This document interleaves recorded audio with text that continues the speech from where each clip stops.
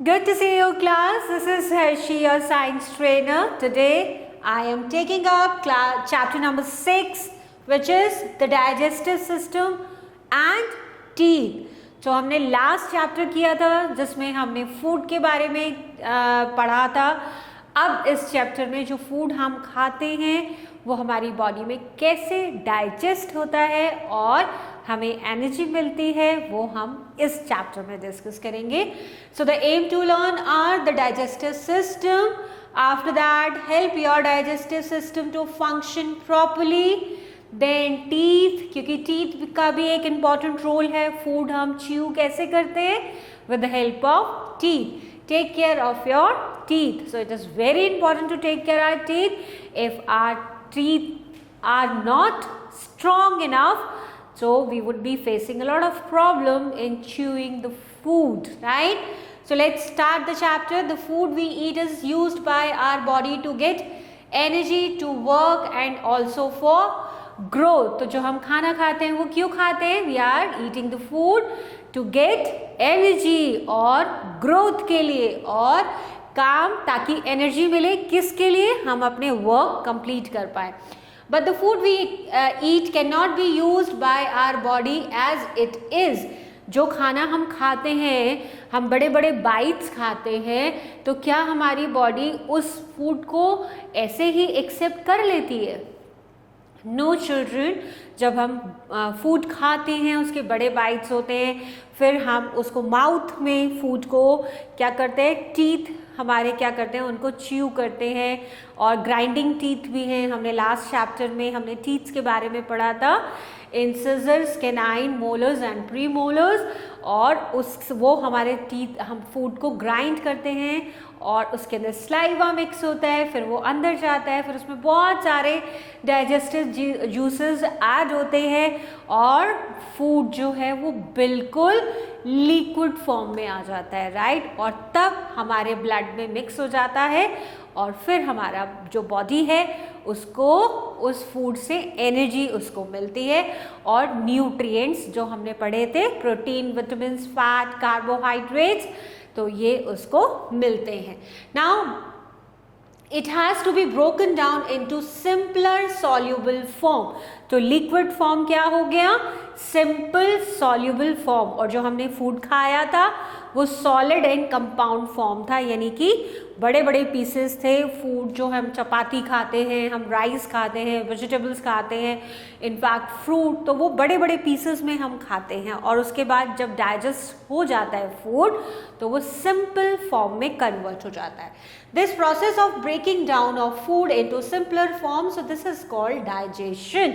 और इसी प्रोसेस को, जो हमने फूड खाया माउथ में इतने बड़े बड़े पीसेस, और उसके बाद जब वो सिंपलर फॉर्म में कन्वर्ट हो गया, यानी लिक्विड जैसी फॉर्म में कन्वर्ट हो गया, वो इस पूरे प्रोसेस को हम डाइजेशन बोलते हैं.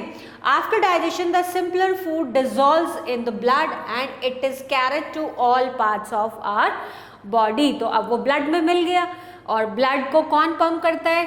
हार्ट पंप करता है. तो जब वो ब्लड हमारे हर बॉडी पार्ट में जाएगा तो ब्लड के साथ साथ वो सारे न्यूट्रिएंट्स जो हमने खाए हैं, जो डाइजेशन हुआ है, वो हमारे बॉडी पार्ट्स को मिल जाएंगे. Now the digestive system. So digestive system कहाँ से स्टार्ट होता है? It consist of mouth. सबसे पहले हम फूड को माउथ में रखते हैं and then we chew the food. उसके बाद जब हम फूड को स्वेलो करते हैं तो ये फूड पाइप में आता है, राइट? जैसे ये माउथ में हमने पहले फूड को च्यू करा, उसके बाद ये आया फूड पाइप में. और फूड पाइप को हम साइंटिफिक लैंग्वेज में इसोफेगस बोलते हैं, right? Remember the name oesophagus which means food pipe. और उसके बाद फूड आ जाएगा स्टमक में. ये स्टमक है. उसके बाद it will come to the liver, right? So पहले मैं नंबरिंग कर देती हूँ, it would be easy to understand you. First is mouth, then it will come to the food pipe which is esophagus, then it will come to the stomach and then liver से जो digestive juices होते हैं वो secrete होते हैं. उसके बाद आता है small intestine में, स्मॉल इंटेस्टाइन में मेजर पार्ट जो डाइजेशन का होता है वो स्मॉल इंटेस्टाइन में आता है। उसके बाद जो अनडाइजेस्टेड फूड हमारा बचता है, जो फूड डाइजेस्ट नहीं हो पाता, वो आ जाता है लार्ज इंटेस्टाइन में, और फाइनली ये एनस के थ्रू अनडाइजेस्टेड फूड बाहर आ जाता है। यानी कि हम वेस्ट जब एक्सक्रीट करते हैं वो एनस के थ्रू करते हैं, राइट। सो अब हम कंप्लीट प्रोसेस इसका समझेंगे क्या है। The digestion begins in the mouth, the teeth help in chewing the food and the tongue mixes the food with particles with saliva. तो जो फूड हमने खाया, टीथ ने च्यू करा और हमारे माउथ में एक स्लाइवा प्रोड्यूस होता है ना, एक स्लाइवा उसके साथ, और उसको मिक्स कौन करता है स्लाइवा को, उसको टंग हेल्प करती है फूड को मूव करने में, इस साइड लाती है कभी इस साइड लाती है, और फूड के अंदर स्लाइवा मिक्स होता जाता है, right. So saliva is a digestive juice. ये क्या करता है, जो फूड हमारे माउथ में है उसको थोड़ा स्लाइवा जब मिक्स हो जाता है उस फूड में च्यू करने के बाद, तो स्लाइवा मिक्स होने से वो फूड जो वो एकदम सॉलिड से थोड़ा सेमी सॉलिड हो जाता है, और ये डाइजेशन में भी हेल्प करता है जूस। सो क्या होता है, हमारे माउथ में स्लाइवरी ग्लैंड्स होते हैं जो स्लाइवा प्रोड्यूस करती हैं। तो जैसे ही माउथ में कुछ आएगा हम खाएंगे, और बहुत बार ऐसा होता है ना कि अगर हमारा कोई फेवरेट फूड बन रहा होता है तो हमारा माउथ क्या करता है, लिक करना स्टार्ट कर देता है, राइट। बस जल्दी से ये खा लो। तो माउथ लिकिंग जो होती है, जो एक वाटर टाइप जो माउथ में आता है, उसी को स्लाइवा बोलते हैं, और वो स्लाइवा फूड के अंदर मिक्स हो जाता है।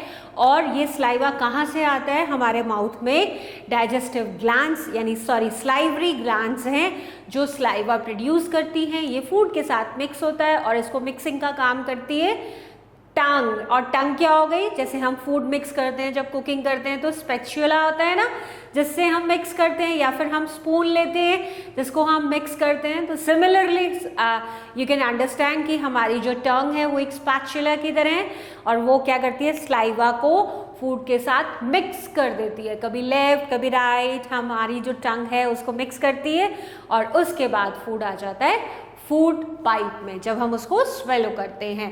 The food in the mouth gets softened so that it can be swallowed easily. अब इतने बड़े पीसेस जो हम खाते हैं, थिंक अबाउट कि अगर हमारे टीथ ना होते माउथ में और हमारी स्लाइवरी ग्लैंड्स ना होती जो स्लाइवा प्रोड्यूस कर रही है, तो वो इतना ड्राई फूड हम खा पाते, हम उसको स्वेलो कर पाते क्या, वो अटक जाता, राइट। और हमें कॉफिंग का प्रॉब्लम होता है। अभी भी बहुत बार क्या होता है, जब हम फूड खा रहे होते हैं और हम बात कर रहे होते हैं तो it gets stuck in our food pipe, correct, और फिर हमें क्या होता है, एकदम से कॉफिंग स्टार्ट हो जाती है, राइट। तो अगर स्लाइवरी ग्लैंड्स ना होती तो फूड सॉफ्ट नहीं हो पाता और सेमी सॉलिड स्टेट में नहीं आ पाता।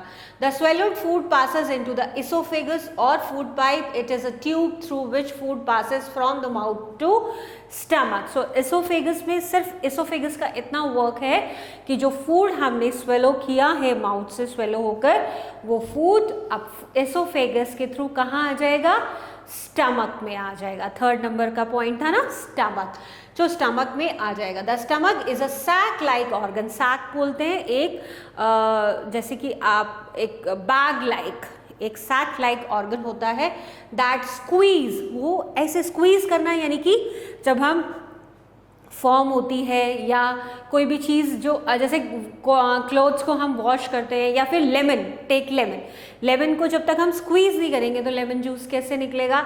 तो स्टमक एक सैक लाइक ऑर्गन है, एक बैग टाइप ऑर्गन है, ये स्क्वीज होता है। स्क्वीज करेगा तो इसमें से जूसेस निकलते हैं and breaks the food into smaller particles. और जो हम ऑलरेडी सॉफ्ट फूड पाइप से होकर आया है, अब और डाइजेशन होगा क्योंकि वो सेमी सॉलिड फॉर्म में है ना, अभी लिक्विड फॉर्म में कन्वर्ट होना है। तो यहाँ स्टमक में जब फूड आता है तो स्टमक क्या करता है, स्क्वीज हो जाता है। स्क्वीज होगा तो बार बार स्क्वीज होगा, रिलैक्स होगा, स्क्वीज होगा, रिलैक्स होगा, तो क्या होता है, इसके अंदर डाइजेस्टिव जूसेस होते हैं और वो फूड को क्या करते हैं, डाइजेस्ट करते हैं, उसको और सिंपलर फॉर्म में कन्वर्ट कर देते हैं। From the stomach the food passes into small intestine, और स्मॉल इंटेस्टाइन में ही सबसे ज़्यादा जो डाइजेशन है वो स्मॉल इंटेस्टाइन में होता है। The broken down food particles are absorb by walls of small intestine और the blood carries this food to different parts of the body। तो स्मॉल इंटेस्टाइन में सारा डाइजेशन होता है और जो डाइजेस्ट फूड हो जाता है यानी सिंपलर फॉर्म में, यानी कि लिक्विड जैसी फॉर्म में कन्वर्ट हो जाता है और स्मॉल इंटेस्टाइन में ही एब्जॉर्ब हो जाता है। एब्जॉर्ब होने के बाद वो हमारे ब्लड में पहुंच जाता है। अब क्या बचा, अब वो फूड बचा जो डाइजेस्ट नहीं हुआ, undigested food which is left, वो कहाँ जाएगा, स्मॉल इंटेस्टाइन से लार्ज इंटेस्टाइन के पास जाएगा। The undigested part of the food moves to the large intestine. Water from the undigested food, जो अब पानी उसके अंदर है फूड के अंदर, वो लार्ज इंटेस्टाइन उसको एब्जॉर्ब कर लेगा, right. It is absorbed here and waste product called faeces is formed. तो जो अब डाइजेस्ट नहीं हो सकता, हमारी बॉडी अब उस चीज़ को डाइजेस्ट नहीं कर पा रही है, तो अब क्या करेंगे, वो फीसेस में कन्वर्ट हो जाएगा वेस्ट और फिर हम उसको एक्सक्रीट करेंगे। So liver works with the small intestine in the process of digestion. It produces juices that help in digestion of food. तो लिवर का काम क्या है, लिवर का काम है डाइजेस्टिव जूसेस बनाना। डाइजेस्टिव जूसेस कुछ नहीं है, लिक्विड्स होते हैं, केमिकल्स आप समझ सकते हो, लिक्विड केमिकल्स होते हैं जो हमारी बॉडी प्रोड्यूस करती है, किस लिए, ताकि फूड को डाइजेस्ट कर पाए, right. So liver works with the small intestine. जब खाना लिवर स्मॉल इंटेस्टाइन में होता है तो लिवर्स के पास से जूसेस आते हैं और मिक्स होते रहते हैं और फूड डाइजेस्ट होता रहता है, right. So the unwanted waste or feces is thrown out from the body through anus. This whole process is done by a single tube which is called alimentary canal. तो main है alimentary canal. Elementary canal जो यानी कि जितने हमने organs अभी बात किए हैं, liver, stomach, small intestine, large intestine, NS, starting point हो गया, और फूड पाइप भी हमने किया, माउथ से स्टार्ट हुआ, फिर food pipe, then stomach, then liver and then small intestine, then large intestine and finally anus. तो ये सारी चीज़ों को कलेक्टिवली हम एलिमेंट्री कैनाल बोलते हैं, यानी कि डाइजेस्टिव सिस्टम बोलते हैं। The small intestine is the largest portion of the digestive system. It is 6 metres long. नाम स्मॉल इंटेस्टाइन है बट सबसे लॉन्ग है, लार्ज इंटेस्टाइन से भी लॉन्ग है और 6 मीटर तक लंबी होती है small intestine. I show you in the first picture ये पार्ट, राइट। ये जो है ये पिंक वाला part, this is small intestine और ये कितने मीटर लॉन्ग होती है, 6 मीटर्स लॉन्ग होती है। ये इस तरह से वेवी सी दिखती है, ऐसा लगता है ये यहाँ फिट हो गई है, तो ये बहुत लंबी होती है। हमारा फूड इस पूरी ट्यूब लाइक स्ट्रक्चर होता है, ये इसमें डाइजेस्ट होता है और डाइजेस्ट होने के बाद क्या होता है, फूड ब्लड में मिक्स हो जाता है। So now help your digestive system to function properly. तो हमारा डाइजेस्टिव सिस्टम बिल्कुल ठीक काम करे। कभी कभी क्या होता है, हमारा डाइजेस्टिव सिस्टम ठीक वर्क नहीं करता तो बहुत प्रॉब्लम होती है, फूड डाइजेस्ट नहीं हो पाता, ब्लोटिंग का इश्यू होता है, अनईजीनेस होती है, ऐसा लगता है कि बस स्टमक हमारा बहुत हैवी हो गया है, हमने बहुत ज़्यादा खा लिया है, अब वो डाइजेस्ट नहीं हो पा रहा है, ठीक है। फिर उसके लिए लोग वॉक करते हैं डाइजेस्ट करने के लिए, कभी कुछ खाते हैं, कभी कोई मेडिसिन खाते हैं, कभी इनो पीते हैं, तो कुछ कुछ करना पड़ता है। तो डाइजेस्टिव सिस्टम प्रॉपर वर्क करे उसके लिए हमें कुछ प्रिवेंटिव मेजर्स हैं। We should develop the following habits to help our digestive system to work properly. First, always wash your hands before and after meals. खाने से पहले और खाना खाने के बाद हमें अपने हैंड वॉश करने चाहिए ताकि जर्म्स फूड के साथ हमारे स्टमक में ना आए। Then drink enough water, it helps in digestion and removal of waste product from our body. So last chapter में हमने पढ़ा था ना, रफेज एंड वाटर, इनमें कोई न्यूट्रिएंट नहीं है, इनके अंदर कोई न्यूट्रिशनल वैल्यू नहीं है, बट ये हमारी बॉडी से वेस्ट को बाहर निकालने में हेल्प करते हैं, इसलिए हमें water 6 to 8 glasses in a day ज़रूर पीना चाहिए। After that eat food at fixed and proper times. ऐसा नहीं है कि हमने मॉर्निंग में ब्रेकफास्ट स्किप कर दिया और फिर 10 बजे खाना खा लिया, फिर लंच स्किप कर दिया तो फिर हमने 4 बजे खाना खा लिया। तो एक फिक्स टाइम पर हमें फूड खाना चाहिए। ब्रेकफास्ट का ये टाइम है, लंच का ये टाइम है, डिनर का ये टाइम है। ईट बैलेंस डाइट, सारी न्यूट्रिशनल वैल्यूज़ या न्यूट्रिशनल अमाउंट जो होता है वो प्रॉपर अमाउंट में फूड में अवेलेबल होना चाहिए, एडिक्वेट अमाउंट में होना चाहिए। Chew your food well, do not eat in hurry. जल्दी जल्दी नहीं खाना है, आराम से फूड को च्यू करना है। जितना अच्छे से हम च्यू करेंगे उतना हमारे डाइजेस्टिव सिस्टम को टेंशन फ्री रहना पड़ेगा, क्योंकि उसको बहुत ज़्यादा वर्क नहीं करना पड़ेगा फूड को डाइजेस्ट करने के लिए। Right children, do not over ईट। जितना भूख है उतना ही खाओ, ओवर ईटिंग मत करो। Do not talk while eating, otherwise food can stuck in your food pipe और आपको प्रॉब्लम होगा, आपको कफिंग इशू होगा, क्योंकि फूड पाइप से जो फूड होगा वो विंड पाइप में आ जाएगा। हमारी विंड पाइप भी फूड पाइप के साथ होती है। Right. Teeth, we know that teeth are important to us as they help in chewing the food. Beside this, they also help us to speak clearly and give a good look to our face. Teeth हमारे mouth में है तो teeth की वजह से हमारे face को एक स्ट्रक्चर भी मिलता है। आपने देखा होगा आपके ग्रैंड पेरेंट्स अगर उनके टीथ नहीं है तो उनके फेस मतलब प्रॉपर एक स्ट्रक्चर नहीं है, मतलब फेस के लुक्स पे भी इफ़ेक्ट आता है। और टीथ हमारे फूड को च्यू तो करते ही करते हैं, साथ साथ हमारे गुड लुकिंग के लिए भी रिस्पॉन्सिबल हैं। और टीथ होने की वजह से ही हम क्लियरली बोल पाते हैं। अगर टीथ ना हो तो हमें बोलने में भी प्रॉब्लम आएगी। Right. So when we are born we don't have teeth, it is only after 6 to 7 months of age that your teeth starts growing out of the gums. तो टीथ कहाँ फिक्स्ड होते हैं? टीथ फिक्स्ड होते हैं gums में। Right. तो जब हम बॉर्न होते हैं तो हमारे माउथ में टीथ नहीं होते हैं। वो कब ग्रो करना स्टार्ट करते हैं? जब हम 6 मंथ से 8 मंथ्स के बीच में ग्रो करना स्टार्ट करते हैं। By the time we grow to 2.5 years old, we have 20 teeth in our mouth.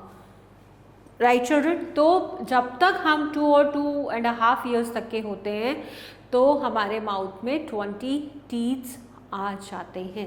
Right. So this set of 20 teeth, this is called milk teeth और टेम्परेरी टीथ। मिल्क टीथ का मतलब दूध के दांत, हिंदी में बोलते हैं हम दूध के दांत, और मिल्क टीथ। और ये इसको हम मिल्क टीथ क्यों बोलते हैं? क्योंकि ये टेम्परेरी होते हैं। हमारे ह्यूमन बींग्स की लाइफ में 2 सेट्स ऑफ टीथ ग्रो करते हैं। पहला जब हम छोटे होते हैं 6 to 8 मंथ से टीथ ग्रो करना स्टार्ट करते हैं। सो बाय द एज ऑफ 2 और 2.5 हमारे माउथ में 20 अराउंड टीथ होते हैं जो कि मिल्क टीथ और टेम्परेरी टीथ होते हैं। उसके बाद जब वो टूट जाते हैं तो परमानेंट टीथ ग्रो होते हैं। So temporary teeth are named because they are temporary and fall after some time, कुछ टाइम के बाद ये टूट जाते हैं। उसके बाद आते हैं permanent teeth. So at about 6 or 7 years of age our temporary teeth start falling out one by one. Now to take their place a new set of teeth start growing and this set has 32 teeth. तो जब हम milk teeth थे वो कितने थे numbers में? Milk teeth are only 20 in number. Right. और जब परमानेंट टीथ होते हैं वो होते हैं 32। ठीक है। सो 6 to 7 ईयर्स पर आते आते उसके बाद वन बाय वन टीथ क्या करते हैं? टूट जाते हैं और उसके बाद न्यू टीथ ग्रो होने लगते हैं और वो होते हैं परमानेंट टीथ। ठीक है। नाउ काइंड्स ऑफ टीथ हम बात करेंगे। सो सारे टीथ जो हमारे माउथ में होते हैं वो सेम नहीं होते हैं, उनकी शेप अलग होती है, उनके वर्किंग अलग अलग होती है, डिफरेंट शेप, डिफरेंट साइजेस। और 4 टाइप्स के हमारे टीथ होते हैं, incisors, canine, premolars and molars. तो सबसे आगे फ्रंट में जो होते हैं उनको बोलते हैं इंसिजर्स। ये चीजल शेप टीथ होते हैं और एडल्ट में 8 इंसिजर्स होते हैं। 8 इंसिजर्स मतलब हमारे पास 2 जॉ हैं, अपर जॉ एंड लोअर जॉ। तो गम्स हमारे इसी जॉ में होते हैं और इसी में टीथ ग्रो करते हैं। सो 4 जो इंसिजर्स हैं वो अपर जॉ में होते हैं, 4 लोअर जॉ में होते हैं, राइट। और इनका काम क्या होता है, they use for biting and cutting the food. हम फूड को जो बाइट करते हैं और जो कट करते हैं वो इन इंसिजर्स की हेल्प से ही करते हैं। उसके साइड्स में 4 इंसिजर्स नीचे हैं, 4 इंसिजर्स ऊपर हैं, उनके साइड में 1 यानी एक जॉ में 2, अपर जॉ में भी 2, एक इस साइड, एक इस साइड, एक इस साइड और एक इस साइड। सो टोटल 4 कैनाइन होते हैं। सो कैनाइन्स क्या करते हैं, there are shape pointed teeth to each side of the incisors. They are used to grip and tear the food. Food tearing में हेल्प करते हैं और उसमें 4 कैनाइन्स होते हैं, 2 in each jaw और एक साइड, एक दूसरी साइड। इंसिजर्स के इंसिजर्स 4 हैं। इंसिजर्स के एक साइड में, लेफ्ट साइड में 1 कैनाइन, राइट साइड में 1 canine.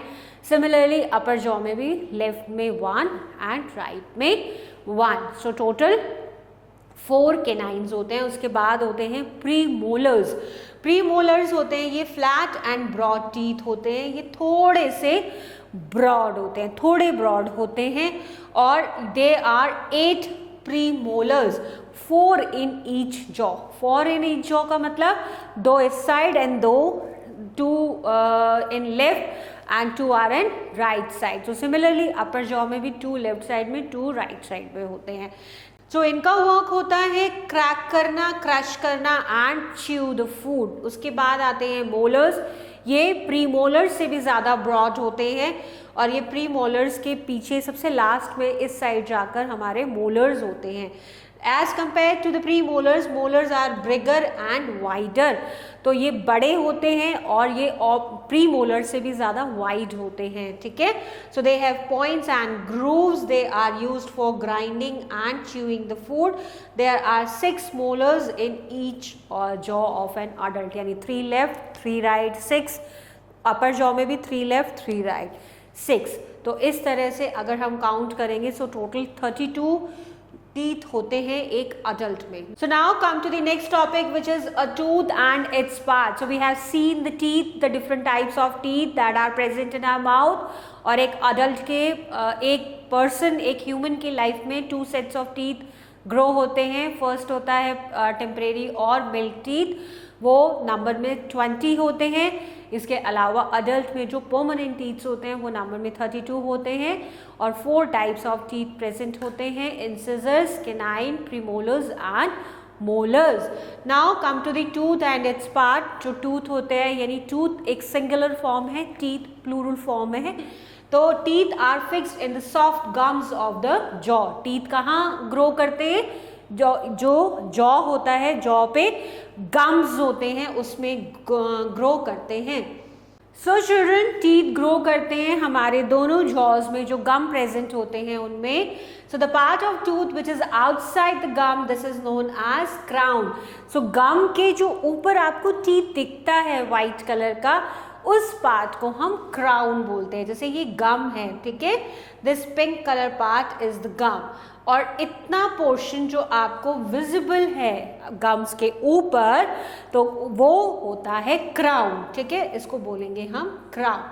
Now while the part which is inside the gum, this is called root।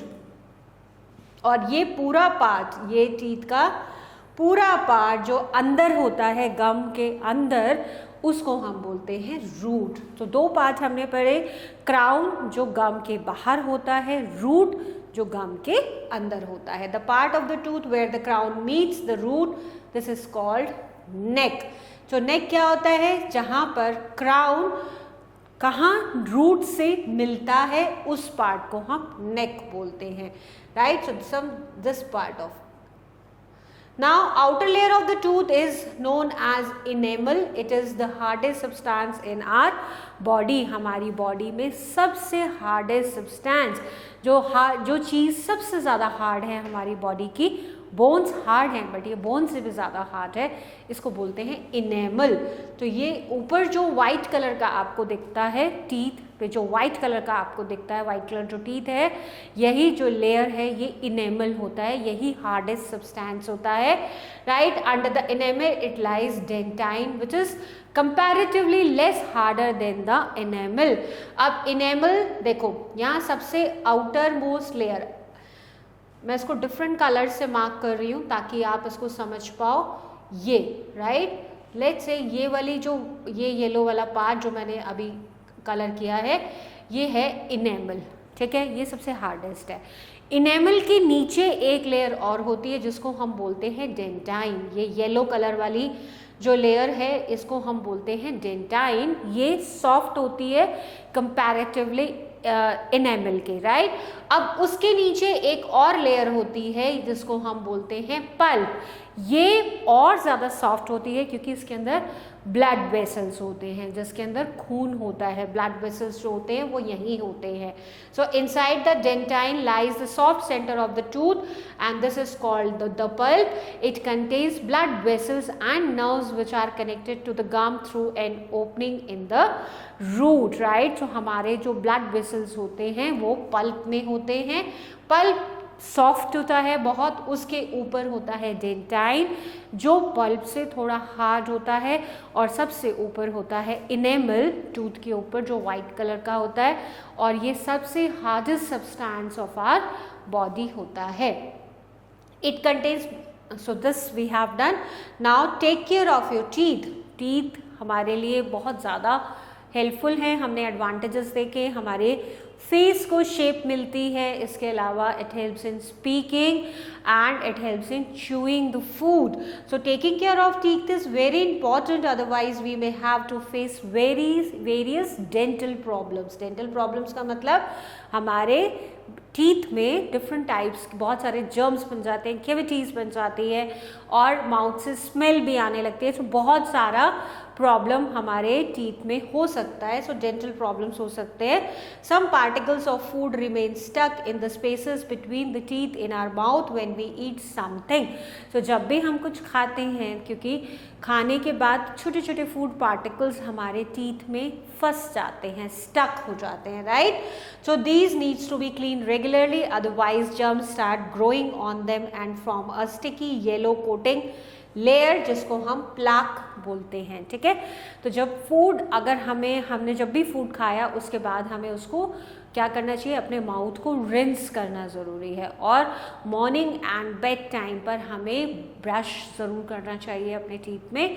और जब भी हम कुछ भी खाएं तो हमें अपना माउथ अच्छे से वाटर से रिंस करना ज़रूरी है, अदरवाइज़ क्या होगा, जो फूड पार्टिकल्स हमारे टीथ में स्टक हो गए हैं वो निकल नहीं पाएंगे और प्लाक्स फॉर्म हो जाएंगे। प्लाक क्या होता है, येलो कलर की लेयर होती है जो हमारे टीथ पर फॉर्म हो जाती है, ठीक है।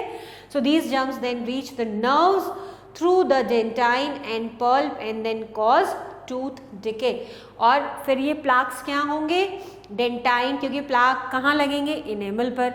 अब उसके बाद ये नेक्स्ट लेयर पर पहुंच जाएंगे डेंटाइन पर, और उसके बाद फिर ये पल्प तक पहुंच जाएंगे हमारे, तो वहाँ पर फिर क्या होता है, ब्लीडिंग स्टार्ट हो जाता है, ठीक है, ब्लीडिंग स्टार्ट हो जाएगा। So this leads to be several other problems like toothache, हमारे दांतों में जो दर्द होता है, toothache, bad breath etcetera. So मुंह से स्मेल आने लगती है, बैड ब्रेथ का प्रॉब्लम हो जाता है, तो टूथ की डिफरेंट प्रॉब्लम स्टार्ट हो जाती है। अब हमें अपने टूथ्स को या टीथ को कैसे टेक केयर करना है। सबसे पहले brush at least twice a day, make sure you brush your teeth properly and in a right manner. You are brushing, that's correct, but उसको एक प्रॉपर मैनर में, एक टीथ को प्रॉपर, ब्रश को प्रॉपर मूव करना चाहिए ताकि लास्ट एंड तक, लास्ट टूथ तक हमारा ब्रश पहुंच पाए और हम उसको अच्छे से क्लीन कर पाएँ, राइट। तो अगर हम फूड पार्टिकल्स ब्रश करने के बाद भी स्टक है, means we are not doing in a correct manner. Next is use floss to clean the gap between the teeth. Do not use any pointed object. So floss market में present है. Market से floss आप लेकर उससे आप अपने जो teeth के बीच में गैप्स होते हैं उसको क्लीन कर सकते हो. Clean your tongue daily with the tongue cleaner, right. और उसके अलावा डेंटिस्ट के पास हमें रेगुलर चेकअप्स के लिए जाना चाहिए. Lots of fruits and vegetables हमें खाने चाहिए, बिकॉज क्या होता है, विटामिन सी, कैल्शियम, ये सब बहुत ज़रूरी होते हैं टीथ के लिए, right. Vitamin C is very important for gums, right. तो गम के लिए, क्योंकि अदरवाइज कर्वी डिजीज़ होती है, विटामिन सी की डिफिशियंसी से होती है, उसमें गम्स ब्लीड करने लगते हैं.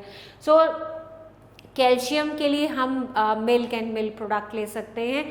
और इसके अलावा जो विटामिन सी है उसके लिए भी हमें ज़रूरी है टीथ की हेल्थ के लिए. Do not eat too many sweets and chocolates and avoid drinking soft drinks. So soft drink के अंदर कार्बन डाइऑक्साइड होता है, फिज वाली जो ड्रिंक्स होती हैं, और सॉफ्ट ड्रिंक्स बेसिकली मीठी होती हैं. तो जो स्वीटनेस होती है, शुगर होती है, वो हमारे टीथ को क्या करती है, डिस्ट्रॉय करती है. धीरे धीरे प्रॉब्लम स्टार्ट हो जाता है. तो ये कुछ प्रिवेंटिव मेजर्स हैं जो हम ले सकते हैं अपने टीथ को सेव करने के लिए. Now we have some summary points. Process of breaking down of food into simpler form to obtain energy, this is called digestion. Digestion teeth दो तरीके के हैं, परमानेंट एंड टेम्परेरी. और डाइजेस्टिव सिस्टम यानी कि एलिमेंट्री कैनाल जो mouth से start होकर food pipe, stomach, liver, small intestine, large intestine and anus होती है. Brush your teeth after every meal if possible, then brush at least twice a day and rinse your mouth after every meal. Whatever you are eating, just go and rinse your mouth, right. So make sure you brush your teeth properly and in a right manner. After that, use floss to clean the gaps between the teeth. floss को use करना चाहिए अपने teeth के बीच में जो gaps हैं उनको हटाने के लिए. Do not use any other pointed object. ऐसा नहीं है कि कुछ भी पॉइंटेड चीज़ हमें मिली और हम अपने टीथ से वो निकालने लग गए. No, don't do this thing. Then clean your tongue daily with the tongue cleaner. Visit your dentist regularly. Do not eat too many sweets and chocolates and avoid drinking too many soft drinks. Or lastly, eat lots of fruits and vegetables which are healthy for your teeth, and gums, food rich in calcium like milk and cheese are good for teeth. और gum के लिए vitamin C. Now quickly do the exercises. The undigested food passes into what? कहाँ जाता है undigested food? Small intestine में main food digest होगा and undigested food will pass on to the large intestine. Very good answers by you all. Now next question is the part of the tooth which is outside the gum.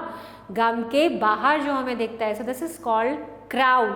और inside जो होता है गम के अंदर जो होता है उसको बोलते हैं root. So this is crown. The flat and broad teeth use to crush, crack and chew the food, ये होते हैं प्री मोलर्स क्योंकि ये ब्रॉड होते हैं. Food is first soften with watery substance, इसको स्लाइवा बोलते हैं. बेसिकली ये एक तरीके का एंजाइम होता है. स्लाइवा के अंदर एंजाइम होता है. एंजाइम आप समझ सकते हो कि एक तरह से डाइजेस्टिव जूस है जो फूड को डाइजेस्ट करता है.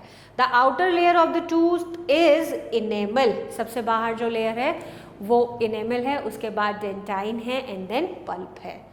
So now let's do the fill in the blanks. So children, first fill up is jumps from a sticky yellow coating. This is called plaque on the teeth. Right? So एक yellow color की जो coating बन जाती है teeth के ऊपर उसको plaque बोलते हैं. The liver pours its digestive juices into the small intestine. For third one, we should use floss to clean the gap between the teeth. And fourth one is digestion begins in the mouth. So let's move to the true and false statement. First statement is there are 4 types of permanent teeth. Yes, this is true. Temporary teeth don't fall easily. False, वो easily टूट जाते हैं. Enamel is the hardest substance in our body. Correct. Then the small intestine is the smallest portion of the digestive system. This is false. सबसे लंबा system है, 6 metre लंबी होती है small intestine. Now match the followings. And temporary teeth are 20 in numbers. Then we have molars. Molars are 12, right? Canines. Canines कितने होते हैं? Canines 4 होते हैं हमारे, 2 in each jaw. So canines would be matching with the 4. Now incisors, how many incisors do we have? We have 4 in each jaw, yani total 8 incisors, right? So match it with the 8. And lastly permanent teeth, तो वो होते हैं 32 in an adult, right? So hope you have enjoyed this session, children. Stay tuned for the next videos. Bye.